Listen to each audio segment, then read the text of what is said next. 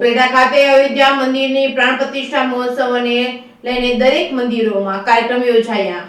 રાજકોટ જિલ્લાના ઉપલેટામાં 22 જાન્યુઆરીના દિવસે રામ જન્મભૂમિ અયોધ્યા મંદિરમાં પ્રાણ પ્રતિષ્ઠા મહોત્સવને લઈને રામ ભક્તોમાં અનેરો આનંદ અને ઉત્સાહનો માહોલ જોવા મળી રહ્યો છે। ત્યારે ઉપલેટાના વાલ્મીકી સમાજ તેમજ દરેક વિસ્તારના મંદિર ખાતે મહાઆરતી કરી તેમજ વાલ્મીકી સમાજ દ્વારા મહાપ્રસાદ અને રામધૂન ભજન અને કાર્યક્રમ રાખવામાં આવ્યો હતો। તેમજ ડીજેના તાલથી ભવ્ય આયોજન કરવામાં આવ્યું હતું, જેમાં બોડી સંખ્યામાં રામ ભક્તો જોડાયા હતા। તેમજ દરેક વિસ્તારોની ગલીઓમાં રંગોળીઓ સાથે ઘરોને પણ રોશનીથી શણગારવામાં આવ્યું હતું। તેમજ દરેક વિસ્તારમાં આવેલા મંદિરો તેમજ ઉપલેટાના જાહેર માર્ગ જેવા સ્થળોએ રોશનીથી ઝગમગી ઉઠ્યા હતા।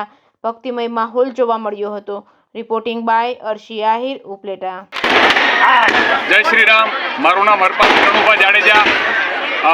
આજે પૂરા ભારત વિશ્વમાં જ્યારે અયોધ્યા ખાતે 500 વર્ષથી જેની રાહ જોવાતી હતી શ્રી રામજીના મંદિરની પ્રાણ પ્રતિષ્ઠા મહોત્સવ એના અનુસંધાને ઉપલેટા વાલ્મીકી વાસ ખાતે રામાપીરના મંદિરમાં રામજીની આરતી ઉતારવામાં આવી અને સમસ્ત વાલ્મીકી સમાજના ભાઈઓ બહેનો તેમજ યુવાનો આમાં જોડાણા હતા અને સર્વે સુશોભિત કરી મંદિરને રંગોળી કરી અને આખો ચોક વાલ્મીકી સમાજનો ચોક છે તેને સુશોભિત કરી અને આજરોજ શ્રી રામ મંદિરની પ્રાણ પ્રતિષ્ઠા મહોત્સવ ઉજવવામાં આવ્યો। વાલ્મીકી સમાજ, મારું નામ છે અશોકભાઈ ઉકાભાઈ વાઘેલા।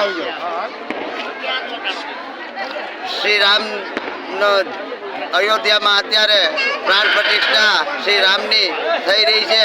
એ નિમિત્તે ઉપલેટા વાલ્મીકી સમાજના અમે આગેવાન ભાઈઓ અત્યારે ઉપલેટામાં એક મહાપ્રસાદનું આયોજન રાખેલું છે, રામધૂન રાખેલી છે, ભજન કીર્તન રાખેલા છે અને અમે આ અયોધ્યાની જેમ જ વાલ્મીકી સમાજમાં અમે ઉજવી છીએ।